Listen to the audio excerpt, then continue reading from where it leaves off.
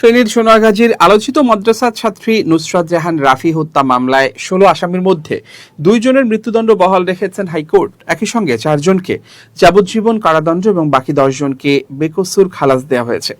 দীর্ঘ ৭ বছর পর ডেথ রেফারেন্স আসামিদের আপিল ও জেল আপিলের চূড়ান্ত শুনানি শেষে সোমবার অর্থাৎ ২৪ আগস্ট বিচারপতি ভীষ্মদেব চক্রবর্তী ও বিচারপতি কে এম রাশেদুজ্জামান রাজার সমন্বয়ে গঠিত হাইকোর্ট বেঞ্চ এই রায় প্রদান করেন।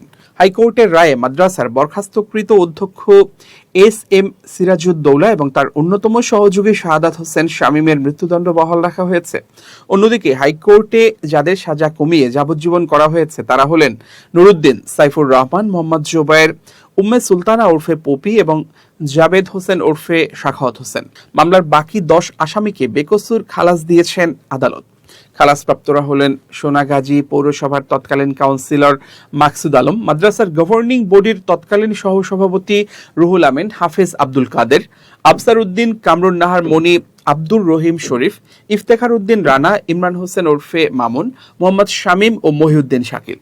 মামলার বিবরণী থেকে জানা যায় ২০১৯ সালের ২৭ মার্চ সোনাগাজী ইসলামিয়া ফাজিল মাদ্রাসার অধ্যক্ষ সিরাজউদ্দৌলা নিজ কক্ষে ডেকে নিয়ে নুসরাতের উপর যৌন নিপীড়ন চালান।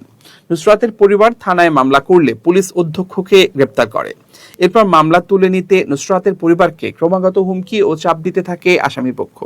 নুসরাত নথি স্বীকার না করায় ৬ এপ্রিল আলিম পরীক্ষা শুরুর আগে সাইক্লোন শেল্টারের ছাদে ডেকে নিয়ে তার শরীরে কেরোসিন ঢেলে আগুন ধরিয়ে দেওয়া হয়। চিকিৎসাধীন অবস্থায় ১০ এপ্রিল ঢাকা মেডিকেল কলেজ হাসপাতালের বার্ন ইউনিটে মারা যান তিনি।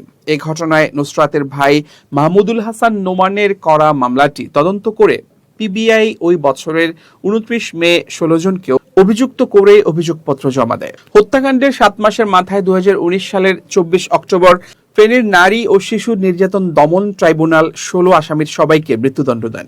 পরবর্তীতে ডেথ রেফারেন্স ও আপিল শুনানির জন্য প্রধান বিচারপতি জুবায়ের রহমান চৌধুরী বিশেষ হাইকোর্ট বেঞ্চ গঠন করেন। টানা ১৭ কার্যদিবস শুনানির পর হাইকোর্ট আজ এই চূড়ান্ত রায় দেন।